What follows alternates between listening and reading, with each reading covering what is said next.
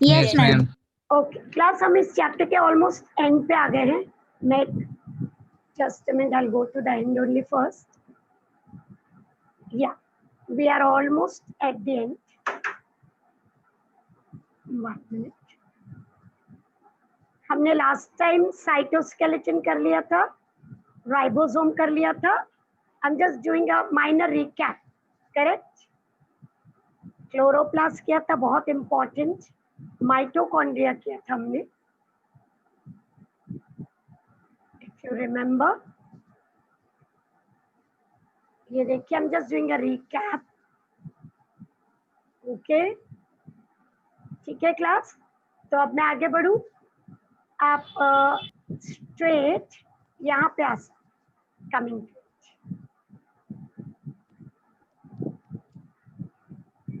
आज ये चैप्टर खत्म हो जाना चाहिए. चैप्टर बड़ा है क्लास, पर important. We are moving to cilia and flagella. ये एक टॉपिक हम आज करेंगे. Then we will move to centrioles and centrosomes. Okay, and then we will move to the most important part, the nucleus of this. ठीक है, are you getting it? ये तीन major है. After that you have very small topics, microbodies, spirosome, perioxysome, glycoxysome, and it gets over. ठीक है, so let's move ahead. I'm bringing back to cilia and flagella. Class, have you heard the word cilia and flagella? Yes, आपने सुना है word? Hello class, कुछ reply तो करना पड़ेगा ना. हाँ, सुना है, बराबर है. तो सपोज हम एक सेल लेते हैं और एक लॉन्ग सा प्रोसेस बनाते हैं, then generally we call it as flagella. और अगर हम बहुत सारे छोटे छोटे छोटे प्रोसेस बनाते हैं तो generally we call it as cilia. ठीक है, ये जनरल, मैं एक बहुत जनरल बात कर रही हूँ. ये जो फ्लैजेला है वो सिंगल हो सकता है, डबल हो सकता है, मैनी भी हो सकता है, बहुत सारे भी हो सकते. पर सीलिया हमेशा मैनी ही होता है, वो सिंगल नहीं होता कभी. Is always many. ठीक है, दोनों में एक चीज कॉमन है, they are often use for locomotion. They are often use for locomotion. मतलब कोई भी ऑर्गेनिज्म सीलिया और फ्लैजेला को कुछ ना कुछ मूव करने के लिए या कोई ऑब्जेक्ट एक जगह से दूसरी जगह पे मूव करने के लिए यूज करेगा. Cellular part. So let's look at it. यहाँ पे पहले आप डिटेल में देखिए. ये देखिए, can you see this cilia? Yes, yes ma'am. आपको दिख रहे हैं एक ऑर्गेनिज्म है, उसके चारों तरफ सीलिया है और उसका एक पार्ट हमने आगे लाया, सिर्फ वन सीलिया. करेक्ट. तो यहाँ पे क्लास ध्यान से देखिए, ये जो cilia it is moving like this. See, ये एक ही सीलिया है, उसका मूवमेंट दिख रहा है. This is called back and front movement. Look at the arrow I'm drawing. Back and front. आप अपने हाथों की फिंगर्स को ऐसे फॉरवर्ड बैकवर्ड करते हैं ना, वैसा सीलिया मूव होता है in rhythm.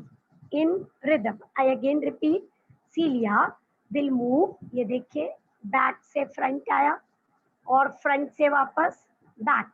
so it moves in a rhythmic pattern. but उसमें ये तो एक सीलिया, सपोज यहाँ पे और एक है तो वो भी वही करेगा जो दूसरा करते. ये देखिए, तो they all will move together forward और backward, forward backward, and this creates a rhythm because of which the material, suppose यहाँ पे कोई मटेरियल बना देते हैं, एक केमिकल है, तो वो फॉरवर्ड जाएगा या वो बैकवर्ड जाएगा जिस तरफ सीलिया जाए. So the cilia can put the material forward और बैकवर्ड. क्या ऐसा हो रहा है? यस. अगर आप अपने बॉडी में आपका ट्रैकिया ले लीजिए. ट्रैकिया क्या होता है? विंड पाइप होता है. Correct class. विंड पाइप में ऐसे ऐसे सीलियाज है, छोटे छोटे बहुत सारे. ये देखिए मैं ड्रॉ.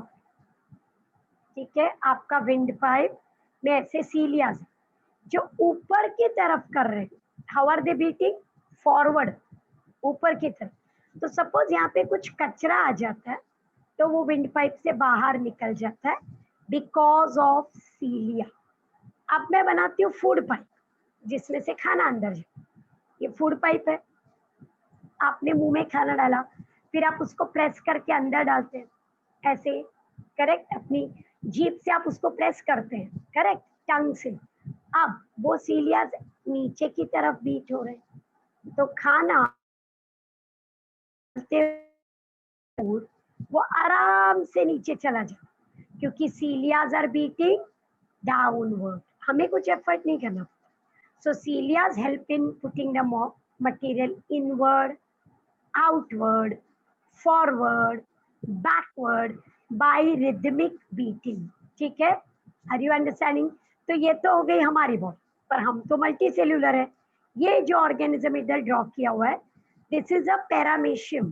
पैरामीशियम यूनिसेल्यूलर होता है, वो सीलिया की वजह से क्या करता है, लोकोमोशन, तो या तो फॉरवर्ड जाएगा या बैकवर्ड जाएगा, उस हिसाब से सीलिया आगे की तरफ बीट करेंगे या तो पीछे की तरफ बीट करेंगे, ठीक है। So this front and back movement help in locomotion by cilia, help in putting the food forward or backward, help in putting dust particle any waste forward back। Class हम सबको एक चीज पता है, वॉमिटिंग, करेक्ट। तो अगर हम vomiting करते हैं तो क्या होता है, यही है फूड पाइप जो मैंने अभी बनाया था, पर मैंने तो कहा कि सीलिया नीचे बीट कर रहे हैं, बराबर है, लेकिन आज फूड बाहर फेंकना, अच्छा फूड नहीं है, तो ये सीलियास ऊपर की तरफ बीट करने लगता है, उल्टा करना। तो what happens, you get a very uncomfortable feeling. कैसे लगता है आपको वॉमिटिंग, क्योंकि वो सीलियास जो रोज नीचे ऊपर की तरफ, सीलियास रोज क्या करते थे, नीचे की तरफ बीट होते थे, पर आज किधर बीट कर रहे हैं, ऊपर की तरफ, तो आपको एक अजीब सी फीलिंग आएगी, and that feeling is the vomiting feeling. And you can imagine the power of सीलिया, पूरा का पूरा फूड बाहर आ जाता। आप ऐसे ही वॉमिट करने की कोशिश कीजिए, नहीं आ सकते, है ना, ऐसे ही आप वॉमिट कर सकते हैं, नहीं, इट अ चॉइस, नो। लेकिन बहुत बार जब हमें वॉमिटिंग उल्टी आ रही होती है, उल्टी, तो उस वक्त हम उसे रुका नहीं पाते, क्यों, सीलिया इतना जोर से अपवर्ड बीट कर रहा है कि वो पूरे के पूरे खाने को स्टमक से पूरा का पूरा बाहर, ठीक है।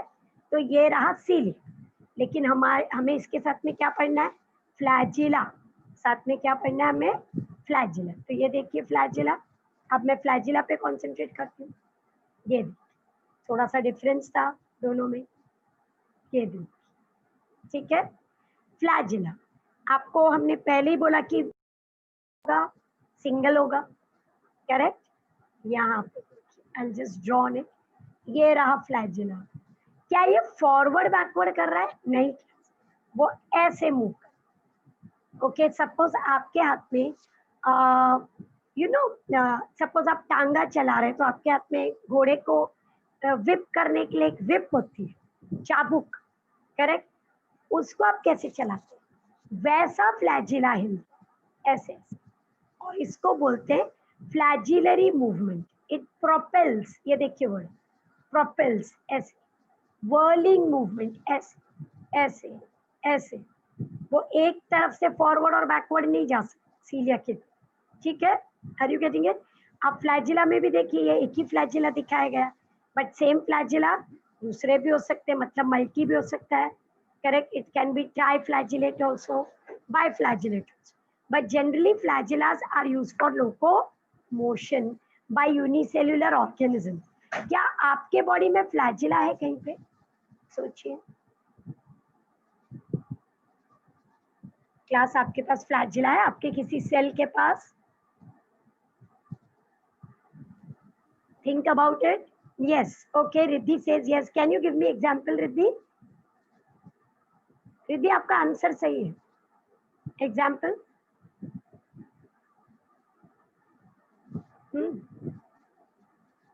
कोई और, रिद्धि ने कहा हाँ हमारे बॉडी में भी फ्लैजिला वाला सेल है, किधर, कहाँ पे, स्टमक में, इंटेस्टाइन में, हेड में, ब्रेन में, आईज में, किधर है, in female reproductive system. Riddhi थोड़ा सा कंफ्यूज हो गया, फीमेल रिप्रोडक्टिव सिस्टम में क्या है, सीलिया, सीलिया, फ्लैजिला। अब आप जरा मेल सिस्टम में आ जाओ रिद्धि, मैंने क्लू दिया, बाकी सब बच्चे भी लास्ट ईयर 10th में किया है थोड़ा सा सिस्टम, मेल फीमेल। मैं क्या बना रही हूँ, कोई इस चीज का नाम बताएगा? हेलो, इतना मैंने बहुत बुरा ड्रॉ किया है। Class, will somebody tell me name of what I'm drawing? What is this?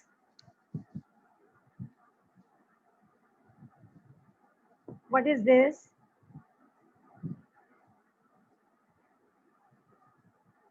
Riddhi ठीक से टाइप नहीं हुआ, क्या है वो? स्पर्म। Very correct. तो स्पर्म मूव करता है, बिल्कुल। ये देखिए उसकी टेल दिख रही है, ये टेल फ्लैजिला की तरह हो, ये जो टेल है उसकी वो फ्लैजिला हो, ठीक है। तो क्या ह्यूमन बॉडी में फ्लैजिलेटेड सेल बन सकता है? हाँ बनता है। वो कौन सा सेल है? बहुत ही स्पेशल सेल है, स्पर्म, लेकिन वो सिर्फ मेल बॉडी में, ठीक है। लेकिन वो फ्लैजिला से मूव कर सकता है, लेकिन उसका फ्लैजिला बहुत स्पेशल है, बहुत यूनिक है, इसलिए उसको फ्लैजिला के बदले हम वर्ड बोलते हैं टेल, ठीक है। यहाँ तक क्लियर है हम लोग? Yes, let's look at the detail. Cilia and flagella, अब हम उसको पढ़ते हैं as per the text book. Text book क्या बोलती है?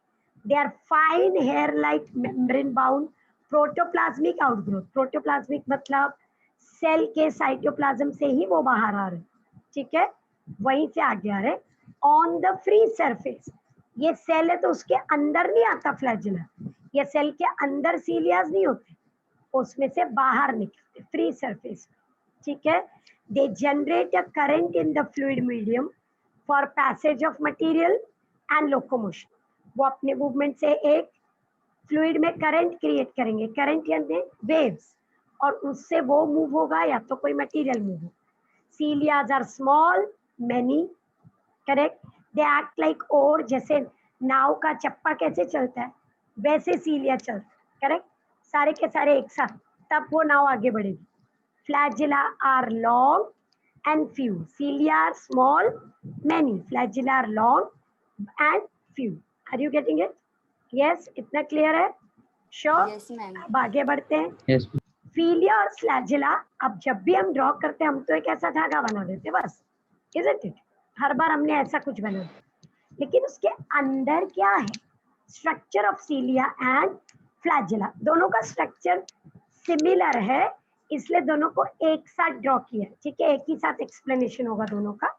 सीलिया और फ्लैजिला के अंदर ये है क्लास, ये जो पूरा आपको दिख रहा है, ठीक है, तो हम उसके अंदर जाते हैं। ओके, नाउ क्लास, आपको पता है कि वो है तो ऐसा elongated structure, so please remember अंदर बहुत सारे protein fibres. What is inside? Lots of protein fibre. देखो मैं ड्रॉ कर रही हूँ ऐसे ऐसे, बहुत सारे प्रोटीन के फाइबर्स, ठीक है, ऐसे, और वो पूरा एक साथ बंडल होके बनता है सीलिया या तो फ्लैजिल, ठीक है।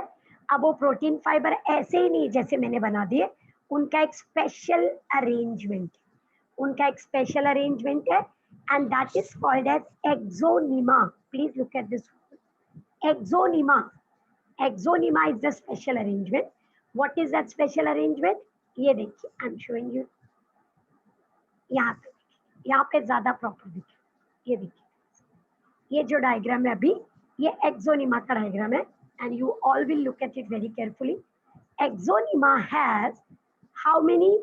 9, 9, नंबर 9 देखिए, ओके, 1 2 3 4 5 6 7 8 9 बाउंड्री पे प्रोटीन फाइबर से कितने? 9, और उनको बोलते हैं 9 पेरिफेरल डबलेट्स। अब डबलेट्स क्यों बोला? क्योंकि जिसको मैंने एक काउंट किया, ये उसके अंदर 2 हैं, देखो, ये देखिए, हर एक के अंदर 2-2 दिख रहा है आपको सर्कल, तो हर एक के अंदर 2-2 फाइबर्स। आपने वो पेन देखी जिसमें 4 रिफिल होती है ना, कोई कोई रेड, ब्लू, ग्रीन, ब्लैक। अब ऐसा सोचो, ये एक पेन है, इसमें 9 रिफिल है, 9। तो ये हमारी 9 रिफिल्स हैं। अब जब हमने रिफिल को ध्यान से देखा तो पता चला अच्छा उसमें भी पार्टीशन है, उसके अंदर 2-2 है। Are you getting it? Plus बीच में भी 2 है, ये देखिए। तो इसको बोलते हैं 9+2 अरेंजमेंट। देखिए मैं साइड में कलर कर रही हूँ, 9+2 अरेंजमेंट। प्लीज बाय हार्ट, सीलिया और फ्लैजिला के अंदर चारों तरफ 9 प्रोटीन फाइबर्स है, जो एक्चुअली 9 2 18 है, क्योंकि हर एक में 2-2 है। तो they are called 9 peripheral doublets. और बीच में सेंट्रली 2 है, 1 and 2। So it is called as 9+2 arrangement. और ये पूरे अरेंजमेंट को एक साथ बोलते हैं एक्सोनिमा। अब हम और ध्यान देंगे, हर एक फाइबर बीच में भी कनेक्टेड है। ये ग्रीन लाइंस देखिए, मैं कनेक्ट कर रही हूँ, देखिए, है ना, करेक्ट। और क्या वो एक दूसरे से भी कनेक्टेड है? यस, लुक केयरफुली, ये एक दूसरे को भी कनेक्ट हो रहे हैं। You can see this, see, ये देखिए मैंने उसके ऊपर ब्लू लाइन डाल दी। आपको ये कनेक्शन दिखाई दे रहा है क्या क्लास? ये वाला ठीक, ये जिसको मैं ब्लैक कर रही हूँ, लुक केयरफुल, है ना। तो 9 है प्लस 9 एक दूसरे को भी कनेक्टेड है, प्लस वो बीच में भी कनेक्टेड है, ये देखिए, करेक्ट। इसीलिए इसको बोलते हैं कार्टव्हील स्ट्रक्चर। कार्टव्हील क्यों क्लास? बैलगाड़ी की व्हील की तरह दिख रहा है, इसलिए उसको बोला जाता है कार्टव्हील स्ट्रक्चर। दिख रहा है ना व्हील की तरह, देखिए अब, ठीक है। तो क्या सब लोग एक्सोनिमा लिख पाएंगे? Are you very clear? 9+2 याद रखेंगे। और ये सब कुछ प्रोटीन से बना हुआ है, सारे फाइबर प्रोटीन, ठीक है। तो चलिए थोड़ा सा रीड करते हैं हम टेक्स्ट बुक को। हाँ, जब भी मैं आगे बढ़ती हूँ पीछे चलिए, सॉरी क्लास। ये देखिए अब उसको पढ़ते। सो सीलिया और flagella, any one of them is showing basal body, basal plate and shaft. मैं मार्क कर रही हूँ, ये देखिए बेसल बॉडी, ये रहा बेसल प्लेट, ओके। और ये जो लंबा बाहर निकल रहा है वो shaft, okay. I repeat, basal body, basal plate, और जो सेल के बाहर निकलेगा वो शाफ्ट, ठीक है। So basal body is placed in the outer part of cytoplasm, but inside this, it is formed from a special part of cell called centriole. किससे बना है वो? Centriole. It has how many peripheral things? 9 दिख रहा है, ठीक है। अब ये जो शाफ्ट है ये बाहर आ रहा है, एक्सपोज पार्ट, एक्सपोज जो बाहर की तरफ, ठीक है। उसमें एक आउटर कवरिंग है शीट, और पूरा अंदर की तरफ जो भरा हुआ है वो क्या है? एक्सोनिमा। मतलब ये रही आउटर कवरिंग, और अंदर जो फाइबर्स भरे हुए हैं 9+2, उसको बोलते हैं एक्सोनिमा, ठीक है। Is that clear? Yes. Now let's move ahead. अब इसको पढ़ते हैं। 11 फाइब्रिल्स रनिंग पैरेलल। 11 क्यों बोला उसने? उसने 9+2 को काउंट किया, 9+2। ये सारे फाइबर ऐसे फाइबर्स, तो दे आर रनिंग पैरेलल ना। सी, हम आपको ऊपर से दिखा रहे हैं, ऐसे लंबे में सोचिए, पेन में रिफिल ऐसे लंबी दिखेगी ना, तो वो 9+2 दिखाई देगा हम, ठीक है। Very clear. ये जो सेंट्रल ट्यूब्यूल है उसके ऊपर एक ग्रीन कलर का कवर है, देखो, can you see that? That is called the inner sheet, the central sheet. Look at the central tubule. It has green color covering called the central sheet. ठीक है? Is that clear? And it is connected to the side tubules. ये देखिए, जिसकी वजह से कार्टविल दिखता है, ठीक है। Plus they are connected to each other also by bridges. ये देखिए, तो पूरा कनेक्ट हो गया, करेक्ट। ये जो ब्रिजेस है उनको बोलते हैं linkers. What are they called as? Linkers. ये जो ब्रिज है, ये जो आपस में कनेक्ट हुए, that is called the linkers, ठीक है। फाइन। अब आ जाइए आप सेंट्रियोल में। ये सेंट्रियोल क्यों आया? अब एक वर्ड आया था कि सेंट्रियोल्स से बनता है सीलिया और flagella. If you want I can read that point again. अगर आपने ध्यान से पढ़ा है, ये रहा सी सीलियम एंड फ्लैजिलम का बेसल बॉडी कहाँ से आया? सेंट्रियोल. तो ये क्या है centriole? Let's look at it. वो बिल्कुल उनसे मैच करता है. दैट इज वाई उसको इमीडिएटली उनके बाद रखा है एक्सप्लेनेशन. सो क्लास, सेल के न्यूक्लियस के बाजू में, ये न्यूक्लियस है, उसके बाहर छोटे छोटे दो सिलेंड्रिकल पार्ट्स होते. कैसे होते हैं? ऐसे, एक और दो, ऐसे दो सिलेंड्रिकल पार्ट्स. अगर आप डायग्राम में देख रहे हैं तो ये देखिए, ये और ये दो रॉड जैसे दिख रहे हैं, उनको बोलते हैं सेंट्रियोल. और ये पूरे ऑर्गेनल को बोलते हैं centrosome. I repeat my explanation. ये पूरे ऑर्गेनल का नाम है, क्या नाम है? सेंट्रोजोम. और उसके अंदर दो रॉड जैसे स्ट्रक्चर दिखाई दे रहे हैं क्या आपको? एक और ये दो. देखिए मैं ऐसा बना रही हूँ. They are centrioles, a pair of centriole inside the centrosome, and it is always near to the nucleus. But ये जो centrioles हैं वो हमेशा एक दूसरे को परपेंडिकुलर रहते. परपेंडिकुलर मतलब अगर एक ऐसा है तो दूसरा ऐसा है. सपोज एक ऐसा है तो दूसरा ऐसा है. वो कभी भी ऐसे पैरेलल नहीं होते. One centriole is like this, तो दूसरा उसके परपेंडिकुलर. ये देखिए, ये देखिए, इधर देखिए, दिख रहा है L shape. Okay, they always lie perpendicular. अब ये काम क्या कर रहा है? What is a centriole doing? तो पहले उसका स्ट्रक्चर देखते हैं. ये देखिए स्ट्रक्चर, आपको ऑलरेडी एक वर्ड दिखाई दे रहा है, कार्टविल, जो मैंने सीलिया और फ्लैजिला में यूज किया. अब क्लास इसमें बहुत ध्यान से देखिए, वापस 9 सेट आ गए. 1 2 3 4 5 6 7 8 9. बराबर है? सिमिलर है? सेम नहीं है, सिमिलर है. करेक्ट. लेकिन ये ट्रिपलेट्स है. देखो उसमें दो दो था. 3 3 3 3 3 3 3 3. करेक्ट. वो डबलेट था. और इनका नाम है ABC. देखिए क्या नाम रखा? ABC. And did you note कि बीच में कुछ भी ट्रिपलेट नहीं है, ना डबलेट है. तो इसको 9+2 नहीं बोलते, 9+0.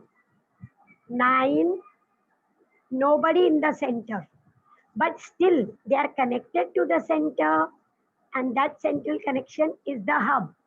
उस एरिया को बोलते हैं हब. तो ये भी कार्टविल जैसा दिखता है, और इसी से हमारा सीलिया और फ्लैजिला बना है, सेंट्रियोल से ही. इसीलिए वो इससे मैच होता है. ठीक है. नाउ क्लास, ये ट्रिपलेट क्या है? ये भी प्रोटीन फाइबर्स है, और प्रोटीन का नाम है tubulin. What is the name of the protein? Tubulin. ठीक है. Are you getting it? Very fine. Sure. ये हब देखिए, यहाँ पे सब लोग कनेक्ट हो रहे हैं बीच में. Getting it? श्योर. ये रेडियल स्पोक से, स्पोक की तरह दिख रहा है ना, कार्टविल की. ठीक है. तो डिफरेंस बोलिए, इसमें 9 है, उसमें 9+2. इसमें 9 ट्रिपलेट्स है, उसमें 9 डबलेट्स. करेक्ट. वहां पे 2 सेंट्रल प्लेस थे, यहाँ पे सेंट्रली प्लेस कुछ भी नहीं है, पर कनेक्टेड है, जंक्शन जरूर है, पर वहां पे कोई मेजर ट्यूब्यूल नहीं. ठीक है. यस. और जो मेजर प्रोटीन कौन सा है? टिब्यूलिन. ठीक है. अब ये कर क्या रहा है? What is it doing? ये रहा उसका काम. आप ये डायग्राम पहचान सकते हैं? 10th में था. Yes ma'am. बोलिए किसका डायग्राम है? कौन सा? Meiosis, mitosis. Very good, very good, very correct. हमको मियोसिस माइटोसिस थोड़ा सा तो पता है ना, सेल डिवीजन. ठीक है. अब क्लास, ये क्या है? अब आप पहचानेंगे इसको. उस वक्त ये क्या है क्लास? बोलो. अभी दिखाया मैंने आपको. सेंट्रियोल. वेरी करेक्ट, सेंट्रोजोम है ना. और उसके अंदर दो रॉड जैसे दिख रहे रेड कलर के, वो क्या है? centriole, Central. Very correct, they are centriole. आ रही बात समझ में? करेक्ट। और उनका फंक्शन बहुत सिंपल, ये फाइबर उसमें से ही निकल रहे हैं, स्पिंडल फाइबर। माइटोसिस मियोसिस में फाइबर निकलते हैं जो क्रोमोसोम को होल्ड करके रखते हैं और पुल करते हैं। Correct. What is that called? Spindle fibre या स्पिंडल अपैरेटस। बराबर है। yes और वो ma'am, किससे बना? वो जो सेंट्रियोल के ट्यूब्यूल से, उसमें से सब फाइबर बाहर निकलता है। ये देखिए क्लास, वहां पे देखोगे तो ज्यादा, ये देखिए यहाँ से फाइबर ऐसे बाहर आता है, ये देखिए ऐसे, ये पूरे फाइबर्स है ना, उसमें से निकल, और यही बन जाता है हमारा स्पिंडल अपैरेटस। कब बनता है? जब सेल डिवाइड होता है, वो माइटोसिस हो या मियोसिस। तो ये देखिए स्पिंडल फाइबर निकल रहे, उनके बिना तो सेल डिवीजन हो ही नहीं सकता। और ये काम करने के लिए कौन हेल्प कर रहा है हमें? सेंट्रोसोम। सेंट्रोसोम के अंदर दो सेंट्रियोल। मतलब इसका फंक्शन लोकोमोशन नहीं है। सीलिया और फ्लैजिला का फंक्शन क्या था? लोकोमोशन। करेक्ट। तो एक ये फंक्शन, दूसरा क्या? It helps in making सीलिया and flagella. बराबर है ना? इट हेल्प्स ना, उसके जैसे ही दिखते हैं दोनों। तो वो जो नीचे का पूरा स्ट्रक्चर है सीलिया फ्लैजिला का, वो कौन बनाता है? सेंट्रोसोम का काम है वो बनाना। ठीक है। यस। अब देखिए, मैं न्यूक्लियस पे आ गई हूँ। ओके क्लास में, न्यूक्लियस से पहले छोटे वाले 3 पार्ट्स करती हूँ, क्योंकि न्यूक्लियस बहुत बड़ा है और उसे बहुत अच्छे से करना है हमें। तो पहले मैं छोटे वाले 3 पार्ट्स कर रही हूँ। ये देखिए, माइक्रो बॉडीज। माइक्रो का मतलब ही छोटा होता है। तो हमारे सेल में बहुत सारी छोटी छोटी पार्ट्स दिखाई देते हैं ऐसे। ठीक है, बहुत सारे ऐसे सेल में दिखेगा, छोटे छोटे डॉट्स साइटोप्लाज्म में। These are called micro bodies. They are containing very very special chemicals. Very very special chemicals. ये देखिए एंजाइम्स। ठीक है, बहुत ही स्पेशल केमिकल कैरी करते हैं। अब माइक्रोबॉडी का स्ट्रक्चर क्या? बहुत सिंपल है। ये रहा मेम्ब्रेन, दिख रहा है? Getting it? और अंदर क्रिस्टलाइन कोर है, मतलब जो भी केमिकल है वो इसके अंदर स्टोर करके रखा है। यहाँ पे भर दिया केमिकल को हमने। ठीक है, और ऊपर से डाल दिया एक कवरिंग। कौन सा मेम्ब्रेन? ये देखिए लिपिड का बाइलेयर है। करेक्ट। तो वो प्लाज्मा मेम्ब्रेन जैसा आपको दिख रहा है, और अंदर we have put some chemical. Simple structure और कुछ भी नहीं। मेम्ब्रेन और अंदर जो भी आपने chemical enzyme store, depending on the chemical stored, हमारे पास टाइप्स है। अब आ गए हम टाइप्स, माइक्रोबॉडी के टाइप्स। तो फर्स्ट है spherosomes. Spherosome, okay, very unique. Please by heart कीजिए, इट स्टोर्स फैट्स। हम सब ऑयल, घी, चीज, बटर ये सब खाते रहते हैं। करेक्ट। रोज के खाने में कुछ ना कुछ तेल, घी, बटर ये सब होता है हमारे। वो फैट्स बॉडी में कहाँ पे स्टोर होंगे? सेल में, कोई टिश्यू में। सेल में कहाँ स्टोर होंगे? Spherosome. It helps in storage of fats. ठीक है, इज इट वेरी क्लियर? अब इसका एक स्पेशल फीचर है, it is half unit membrane. Half मतलब ऐसा है, फॉस्फोलिपिड का बाई लेयर नहीं है, सिंगल ही लेयर। ये तो मेम्ब्रेन में दो दो होने चाहिए ना, सिंगल लेयर। तो उसको बोलते हैं half unit membrane with only phospholipid layer, only one phospholipid layer. ठीक है, are you very clear with this? Yes, are you getting that part? One minute.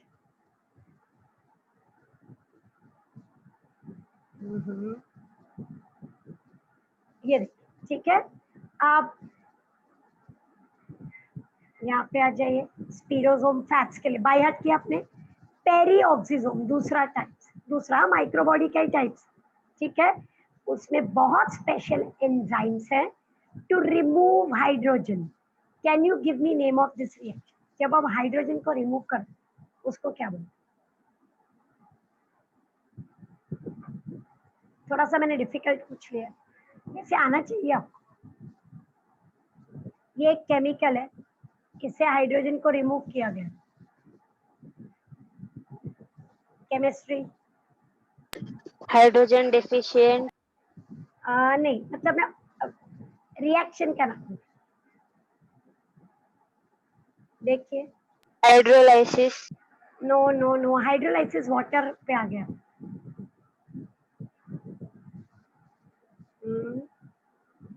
Oxidation. हाँ, वेरी करेक्ट, ऑक्सीडेशन। ठीक है, जब आप हाइड्रोजन को रिमूव कर देते हो तो उसको क्या बोला जाता है? ऑक्सीडेशन। और एक वर्ड है, क्योंकि आपने हाइड्रोलिसिस बोला, डिहाइड्रोजिनेशन बोला, डिहाइड्रोजिनेशन। ये डिफिकल्ट जाएगा इसलिए मैं वो यूज नहीं कर रही हूँ। तो क्लास, हमारे बॉडी में बहुत सारे रिएक्शन में हाइड्रोजन रिमूव होता है, ऑलमोस्ट डेली हर रिएक्शन में कहीं ना कहीं पे हाइड्रोजन रिमूव किया जाता है और उसको बोलते हैं oxidation.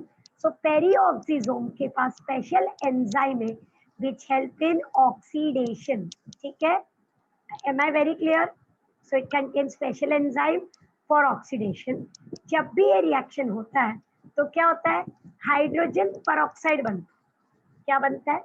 Hydrogen peroxide. Look at the formula, H2O, water है, O2 परऑक्साइड, हाइड्रोजन पेरोक्साइड बन गया। ठीक है, ये जो हाइड्रोजन पेरोक्साइड बनता है वो बहुत टॉक्सिक होता है, बॉडी उसको रख नहीं सकती, बॉडी उसको रख नहीं सकती, हार्मफुल है। तो उसको भी ब्रेक करने के लिए पेरिऑक्सीजोम के पास केमिकल है, एंजाइम्स है, तो it converts toxic material like H2O2 to water. तो हमारी बॉडी में हाइड्रोजन रिमूविंग रिएक्शन की एंजाइम किसके पास है? पेरिऑक्सीजोम। उसके बाद जो H2O2 बनता है उसको ब्रेक डाउन करने के लिए एंजाइम किसके पास है? पेरिऑक्सीजोम। और बॉडी में ये रेगुलर रिएक्शन में, ठीक है। Okay, if we are drinking lots of alcohol, alcohol is harmful and toxic, correct. तो इसको भी ब्रेक डाउन करने के लिए पेरिऑक्सीजोम क्या काम करेगा? पेरिऑक्सीजोम with help of its enzyme which is a microbody, simple microbody, glyoxysome. Same चीज वही हो गई, मेम्ब्रेन और उसके अंदर chemical, they have special enzyme जो फैटी एसिड को ग्लूकोज बनाता। क्या ये बनाना पड़ता है? जैसे आजकल फास्टिंग चल रहा है ना, आप लोग भी फास्ट रखते होंगे शायद, कभी कभी नवरात्रि चले तो फास्ट है मेरा, तो मैं कार्बोहाइड्रेट तो खा नहीं रही हूँ, शुगर, तो क्या होगा? मेरे बॉडी में जो फैट्स हैं उससे मेरी बॉडी को क्या बनाना पड़ेगा? Sugar. And to make that sugar क्या यूज होगा? ग्लाइकोक्सिजोम। ग्लाइकोक्सिजोम क्या करते हैं? फैटी एसिड को किसमें कन्वर्ट करते हैं? शुगर में, जब जरूरत। ठीक है, is that clear? Cells utilize fats as source of sugar. अब यहाँ पे उन्होंने एग्जाम्पल दिया सीड्स का, ये सीड है, सपोज ये ग्राउंडनट है, ग्राउंडनट, ओके, तो उसमें बहुत सारा फैट्स है, ऑयल है, उसको कन्वर्ट करेंगे शुगर में जब तक कि वो पूरा सीड जर्मिनेट ना हो जाए, क्योंकि उसके बाद ही उसमें लीव्स आएंगी, लीव्स आएंगी तब वो पेड़ बनेगा, तब तक वो फैट सीड यूज करना। टिल देन वो सीड क्या खाना खाएगा? तो सीड खाना क्या खाता है? जो अंदर फैट्स होते हैं उसको शुगर में कन्वर्ट करता है बाय ग्लाइकोक्सिजोम, ग्लाइकोक्सिजोम। ठीक है, हमने कितने माइक्रोबॉडी किए क्लास? 3। 3, स्पिरोजोम, स्टोरेज ऑफ फैट्स, वो स्टोर कर रहा है, ठीक है, स्टोर, यूज नहीं। अब दूसरा देखिए, पेरिऑक्सीजोम, I repeat the word, oxidation and breaking down toxic products which are formed in the body like H2O2 and alcohol, ठीक है।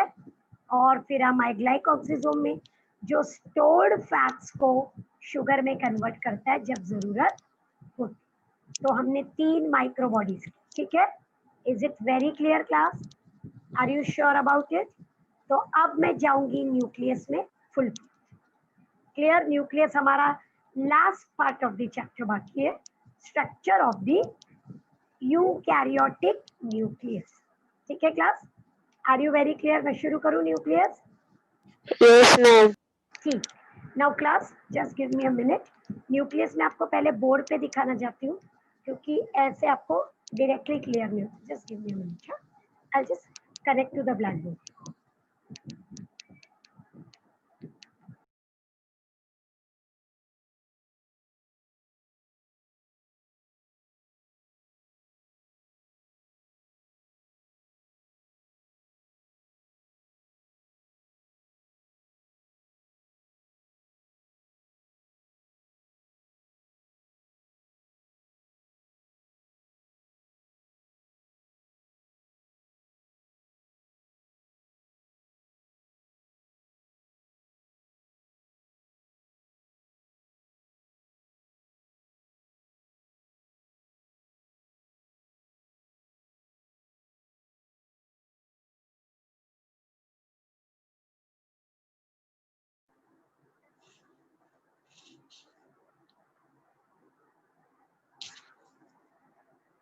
क्या आपको बोर्ड दिखाई दे रहा है class? Yes, ma'am. Yes, ma'am. 1 minute.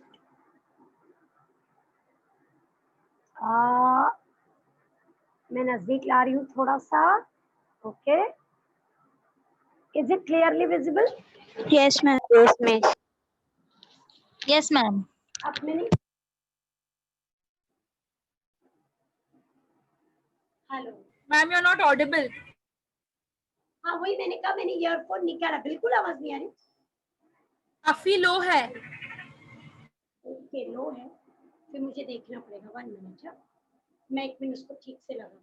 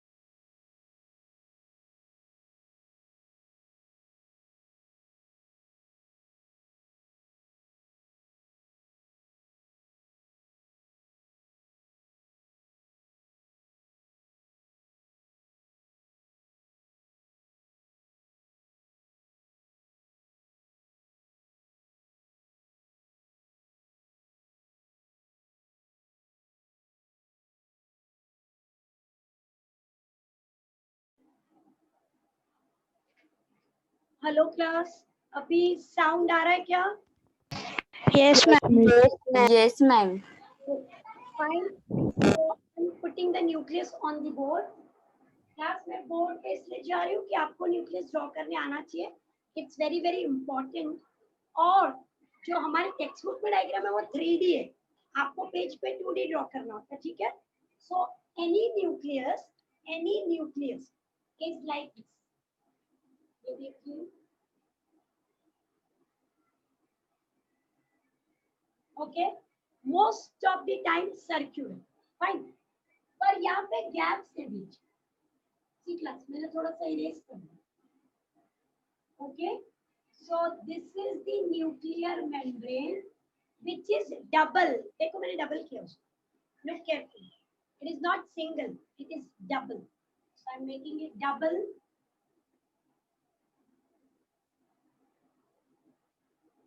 ठीक है,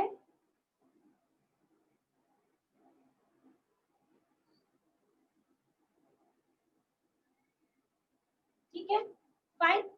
अब वो जो गैप है that is called the nuclear pore, nuclear pore, so I'm writing the word nuclear pore। pore मतलब खड्डा, करेक्ट, फाइन। और ये मेम्ब्रेन का नाम है nuclear membrane, but can I use one more word, nuclear envelope. Nuclear envelope, क्यों envelope? Double होता है, एनवलप के अंदर आप कुछ भी डालते हो तो 2 लेयर होते हैं, it is double, so it is called as nuclear envelope। is that clear? Yes, इतना clear है? Now Yes, ma'am. Yes, ma'am. Yes, ma'am. उसमें से मटेरियल अंदर और बाहर जाएगा, ठीक है।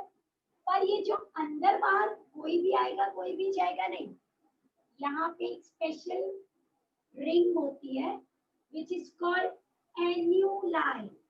एन्यूलाई का मतलब ही होता है ring. Annuli which can contact and relax. तो सपोज अभी मुझे बंद करना है तो रिंग ऐसे बंद हो जाएगा, तो मटेरियल अंदर नहीं है। ओपन करना है तो रिंग ऐसे ओपन हो जाए तो मटेरियल अंदर आए, ठीक है। So this is annuli. It is also called nuclear pore complex. Nuclear pore complex, ठीक है। ये सब जगह है, सारे पोर्स। आप कितने भी पोर्स बना सकते हैं, बहुत सारे पोर्स, ठीक है। अंदर बहुत सारा मटेरियल है which is known as nucleoplasm. What is that called? nucleoplasm.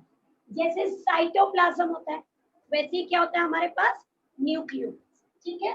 Now class, अब अंदर हमें एक बात बहुत अच्छे से पता है कि न्यूक्लियस में होता है डीएनए, बराबर है। तो वो देखते हैं डीएनए किधर है, तो डीएनए तो नहीं दिख रहा है, क्या दिख रहा है, ऐसे कॉइल्ड वायर लाइक स्ट्रक्चर पूरी जगह फैला हुआ, ये रहा, okay. This is chromatin. What is it called? Chromatin. I'll label this as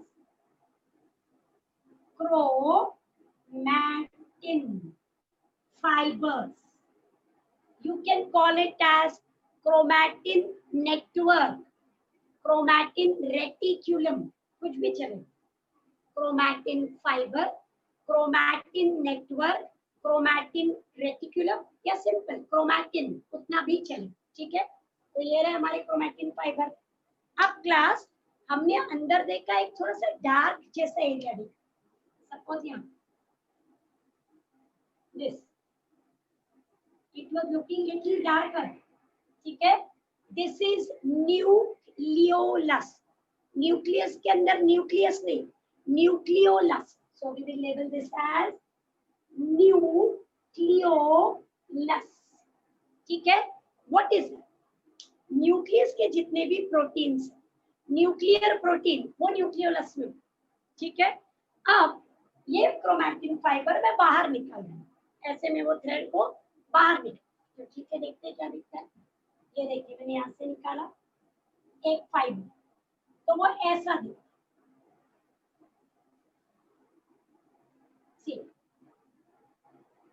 ये जो नेटवर्क का फाइबर है, it is looking like this. See, तो हमने चेक किया कि भाई ये क्या है, तो डिटेल में देखा तो पता चला ये एक प्रोटीन है, ये जो सर्कल है, और ये है DNA. Protein DNA, protein DNA, ऐसा है। आ रही बात समझ में? तो हमने क्या बाहर निकाला, क्रोमैटिन। फिर उसको देखा और डिटेल में, तो वो कैसा दिख रहा था, एक सर्कल एक लाइन, सर्कल और लाइन ऐसा दिख रहा था। उसको और डिटेल में देखा तो क्या दिखाई दिया, what is this, protein, histone protein. अब मैंने प्रोटीन का नाम लिखा हिस्टोन। ये नाम जरूरी क्यों, क्योंकि बैक्टीरिया में कभी भी हिस्टोन प्रोटीन नहीं होता, और हायर ऑर्गेनिज्म यूकैरियोट्स में हिस्टोन प्रोटीन होता। तो सपोज मेरे हाथ में बैक्टीरिया का डीएनए, उसमें प्रोटीन होगा, हाँ, हिस्टोन होगा ना। Is that clear? अगर आपके पास सपोज एक प्लांट का डीएनए, उसमें प्रोटीन होगा, हाँ, हिस्टोन होगा, हाँ। तो बैक्टीरियाज में प्रोटीन होता है पर नॉन हिस्टोन, और हमारे पास प्रोटीन होता है हिस्टोन, ठीक है। सो डीएनए में हिस्टोन याद रखना।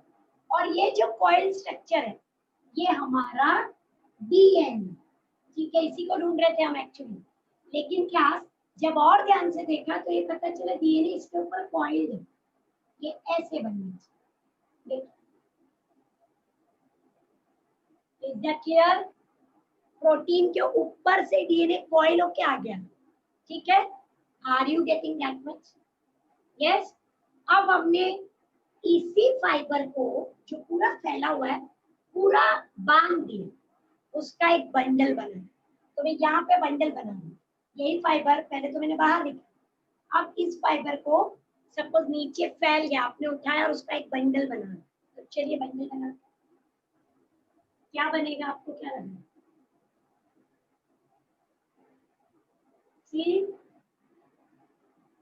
क्या बन रहा है? क्रोमोसोम। Very correct. तो क्रोमैटिन फाइबर के बंडल को बोलते हैं क्रोमोसोम। अगर वो खुला हुआ है तो क्रोमैटिन, और अगर पैक है तो chromosome. Is that clear? Yes. लेकिन क्या यस मैम। की चीज दिखेगी, या तो क्रोमैटिन या तो क्रोमोसोम, दोनों नहीं हो सकता, करेक्ट? अगर बंडल बन गया तो क्रोमोसोम्स। और कितने क्रोमोसोम है हमारे पास? 46। वेरी करेक्ट, 46 है, करेक्ट। ओके, अब सपोज एक पेड़ है और उसमें है 92 क्रोमोसोम।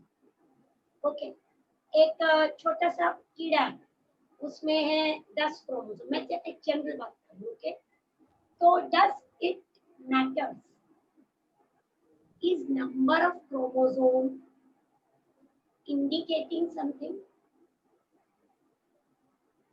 मैं ह्यूमन बीइंग हूँ, मेरा नंबर 46, अगर 56 होगा तो चलेगा? No ma'am. No ma'am. नहीं, मैं क्या बन जाऊंगी? अगर एक भी क्रोमोसोम ऊपर जाता है नीचे जाता है तो हम एबनॉर्मल हो जाए, ठीक है? डिसऑर्डर। मैंने अभी का एक प्लांट है जिसके पास 92 क्रोमोसोम, हमसे ज्यादा, हमारे पास सिर्फ 46, उसके पास 92, मैंने डबल दिया। तो कौन से बेटर है? प्लांट। सो ऐसा नहीं, ठीक है, याद रखना है क्रोमोसोम नंबर बहुत इंपॉर्टेंट। हर एक कैटेगरी का अपना अपना नंबर है, बट आपके पास ज्यादा है तो आप ज्यादा बेटर हो, ऐसा नहीं। आपके पास कम है तो आप वीक हो, ऐसा भी नहीं, ठीक है? जैसे रैट है, रैट के पास 72 क्रोमोसोम, तो वो क्या हमसे बेटर है? बिल्कुल नो। करेक्ट।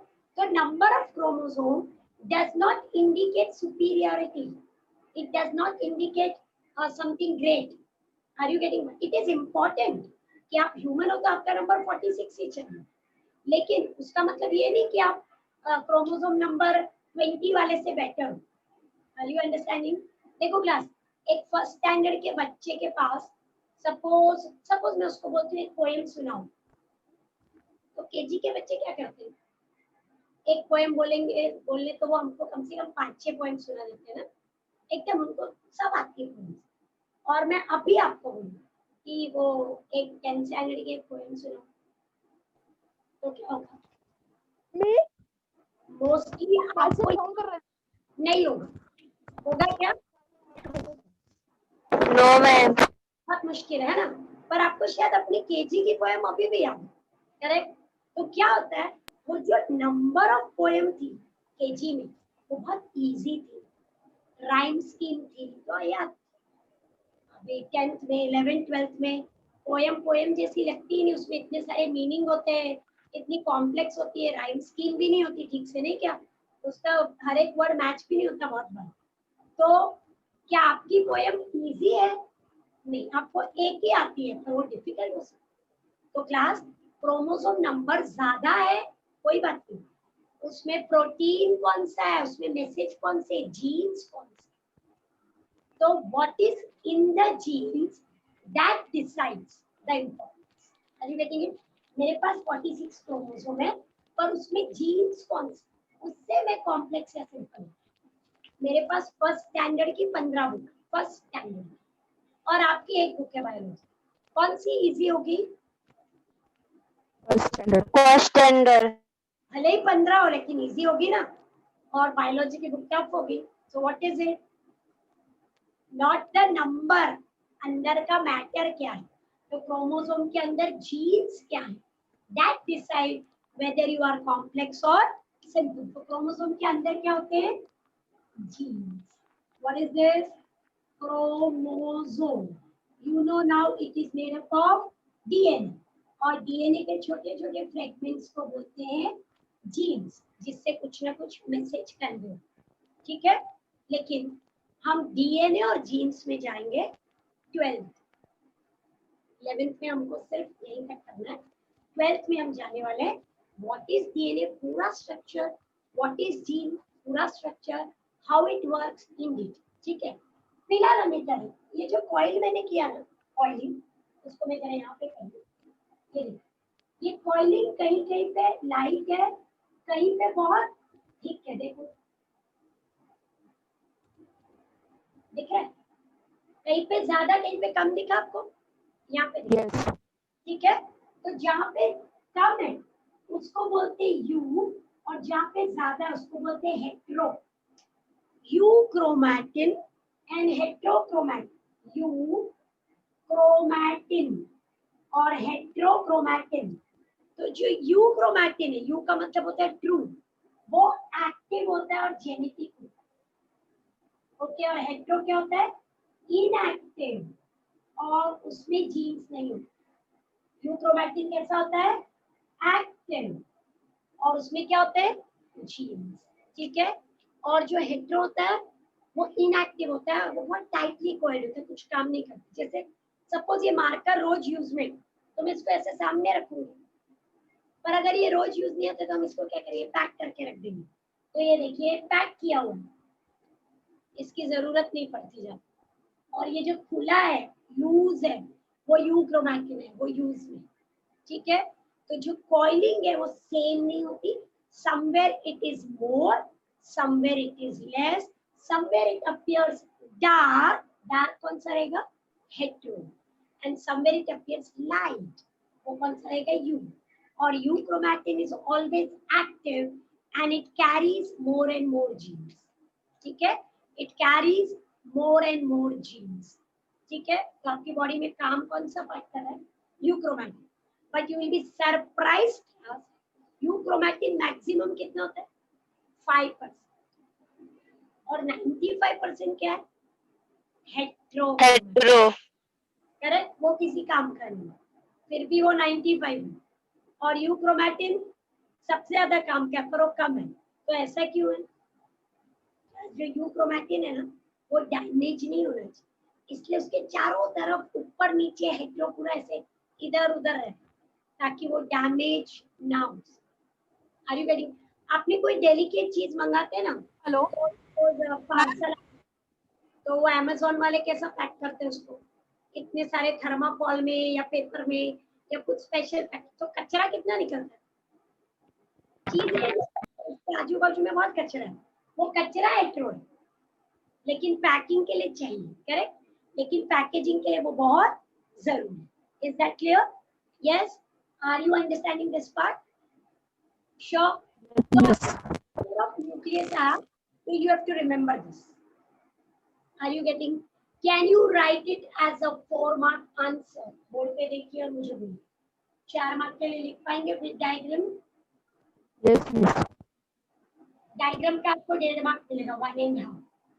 क्या क्या चाहिए, nuclear membrane, nuclear core, nucleoplasm, nucleolus full of protein, chromatin fibre, ठीक है। फिर हम आगे बढ़ते हैं, क्रोमैटिन फाइबर से क्या बनता है, क्रोमोसोम, को ड्रॉ करने की जरूरत नहीं, सिर्फ लिखना है। Chromosome is made up of DNA and histone protein together. DNA में क्या प्रेजेंट है, जीन्स। अब जो कॉइलिंग है that can be heavy and light, more और लेस, हेट्रो और eu, which is active, euchromatin. Are you clear with this? Yes. Yes. yes Yes, ma'am. बोलिए nucleus. सिद्धि हमारे पास 5 मिनट है ना, कितना टाइम है? Yes ma'am yes. तो nucleus का function, brain of the cell. आपकी बॉडी क्या काम करती है, जो ब्रेन बोले, सेल की बॉडी क्या करती है, जो न्यूक्लियस। न्यूक्लियस बोलेगा divide, then cell will divide. Suppose nucleus says okay grow, cell will grow. Nucleus says make protein albumin, cell will make, क्योंकि जीन्स न्यूक्लियस के पास। So it is the main controlling body of the whole cell. It controls all the functions of the cell. ठीक है? दूसरा, अगर jeans में कुछ भी चेंज हुआ, कुछ भी, तो क्या डेवलप होता है? Variation, mutation. तो who has the ability to bring variation and mutation? Nucleus. Cytoplasm में कुछ भी होने दो, कोई फर्क नहीं, लेकिन न्यूक्लियस में चेंज आया डीएनए में, तो फिर ऑर्गेनिज्म चेंज हो जाएगा ना. तो सपोज मेरा स्किन का ये कलर है, ठीक है, डार्क, और अगर इसमें कुछ वेरिएशन हो गया, चेंज आ गया और ग्रीन हो गया, तो प्लांट की तरह मैं ग्रीन हो गई, तो क्या हुआ? जरूर डीएनए में चेंज हुआ. डीएनए में कहीं से जीन आ गया, कौन सा जीन? ग्रीन कलर का, तो मेरा स्किन कलर ग्रीन हो गया. तो who can bring variation? Nucleus. बिल्कुल, nucleus. So it carries variation, mutation. ठीक है, very important line coming up. What we give from us to our next generation? Genes. Genes, very correct. So nucleus से ही देना पड़ेगा ना.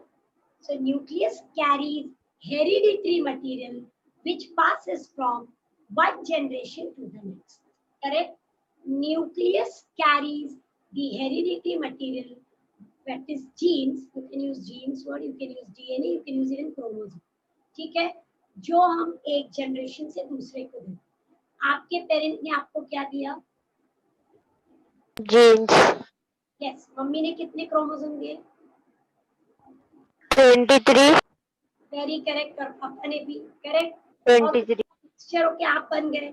आप एक यूनिक ऑर्गेनिज्म हो, इजंट इट? करेक्ट. हम सब एक यूनिक कॉम्बिनेशन है, पर वो दिया तो पेरेंट ने. आप अपनी जनरेशन को क्या दे सकते हो? 23 क्रोमोसोम. करेक्ट. आप, मैं ऐसे सोचूंगी, नहीं नहीं, मेरी बेटी तो कोई हीरोइन की तरह दिखनी चाहिए, तो क्या मैं कुछ अलग दे सकती हूँ? No ma'am. No, ma'am. जो मेरे पास, isn't it? Are you getting it? That is heredity. Okay? ठीक है? Find it now. Are we clear with this? Sure. This chapter ends here. This chapter ends here. मैं पूरे chapter का PDF भेज रही हूँ अभी. ठीक है? तो आपके पास PDF पहुंच जाएगा, आप उसको रीड कर सकते हैं. आप नेक्स्ट लेक्चर में प्लीज डाउट भी रेडी रखें. ठीक है? तो डाउट्स होगा तो ठीक है, नहीं तो we will do. Fine class. A great care of yourself. Bye class. Bye, ma'am. Bye, ma'am. Bye. Thank you.